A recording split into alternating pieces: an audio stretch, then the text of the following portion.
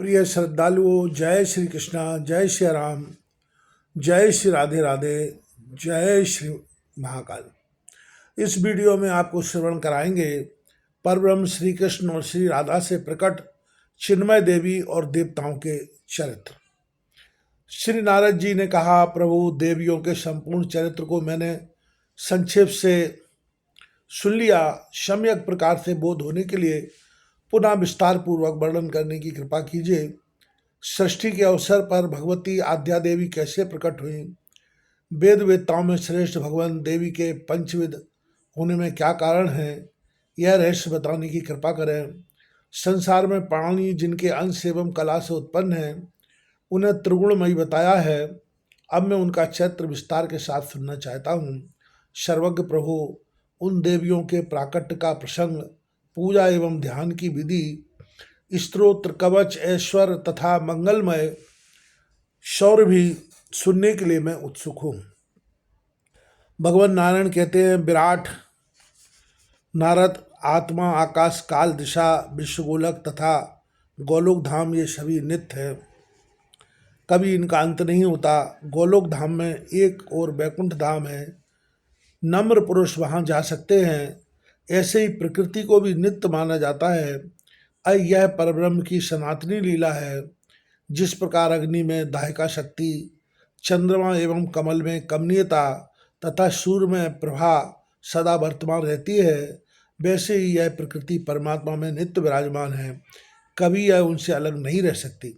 जैसे स्वर्णकार सुवर्ण के अभाव में कुंडल नहीं तैयार कर सकता तथा कुम्हार मिट्टी के बिना घड़ा बनाने में असमर्थ है, ठीक उसी प्रकार परमात्मा को यदि प्रकृति का सहयोग न मिले तो वे सृष्टि नहीं कर सकते। जिसके सारे श्री हरि सदा शक्तिमान बने रहते हैं, वह प्रकृति देवी ही शक्ति स्वरूपा है। इस प्रकृति में वाग चातुरी, शक्ति और पराक्रम विद्यमान है। परमात्मा में भी वे इस गुणों का सन्निवेश करा देती है। अतः विशेष शक्ति देवी कहते हैं, ज्ञान, समृद्धि, संपत्ति, यश, बल और ऐश्वर्य से परिपूर्ण होने के कारण इसका नाम भगवती शक्ति हुआ है। यह ऐश्वर्यमयी देवी कभी तिरोहित नहीं होती। परमात्मा सदा इस भगवती प्रकृति के साथ विराजमान रहते हैं, अतएव इन्हें भी भगवान की उपाधि सुलभ है। ये सर्वतंत्र, स्वतंत्र, प्रभु, साकार और निराकार भी है। इनका निराकार रूप परम तेजोमय है। योगी पुरुष सदा उनका ध्यान करते हैं। साथ ही कहते हैं कि परब्रह्म और ईश्वर एक है। इनका विग्रह परम आनंदमय है। इनको कोई नहीं देख पाता और ये सबको देखते हैं। ये सर्वज्ञ, सर्व कारण, सर्वदा और सर्वरूप है। वैष्णव जब इनको प्रणाम करते हैं, उनका कथन है, इन परम तेजस्वी ब्रह्म के सिवा अन्य किसका तेज है।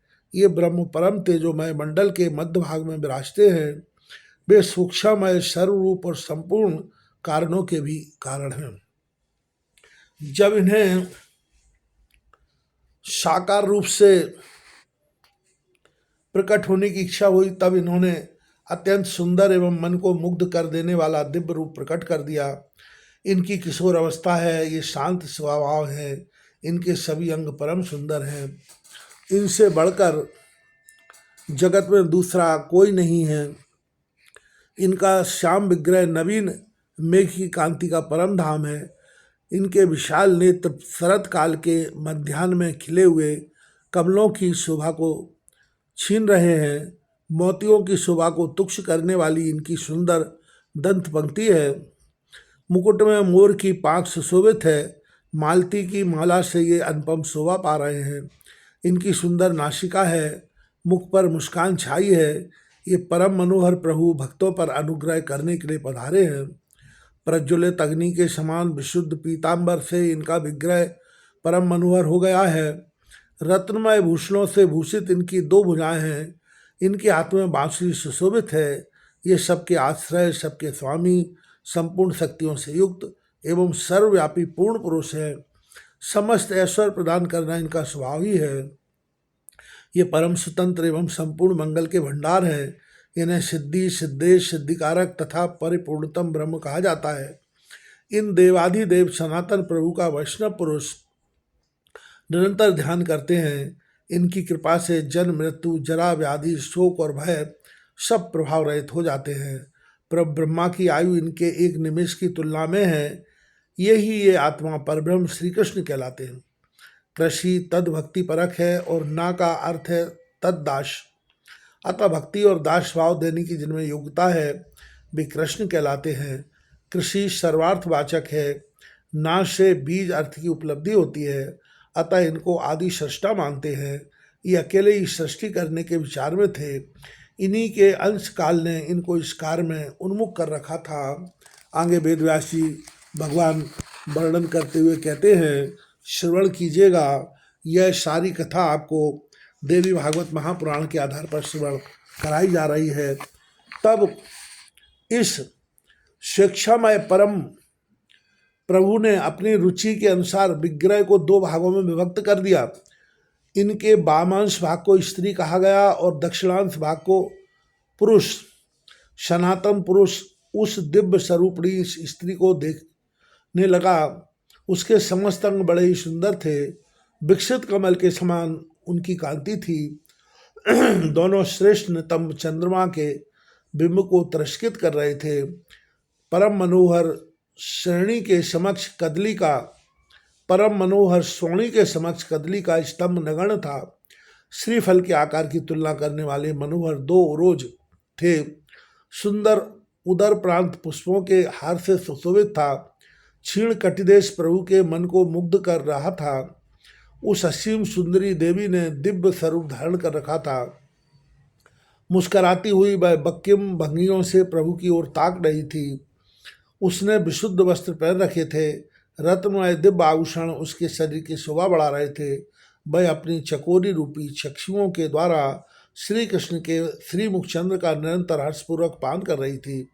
श्री कृष्ण का मुखमंडल इतना सुंदर था कि उसके सामने करोड़ों चंद्रमा भी नगण्य थे। उस देवी के ललाट के ऊपरी भाग में कस्तूरी की बिंदी थी। नीचे चंदन की छोटी छोटी बिंदियां थीं। साथ ही मध्य ललाट में सिंदूर की बिंदी भी शोभा पा रही थी। प्रेमी जन के चित्र को आकर्षित करने वाली उस देवी के केश घुंघराले थे। मालती के पुष्पों का सुंदर हार उसे सुशोभित कर रहा था।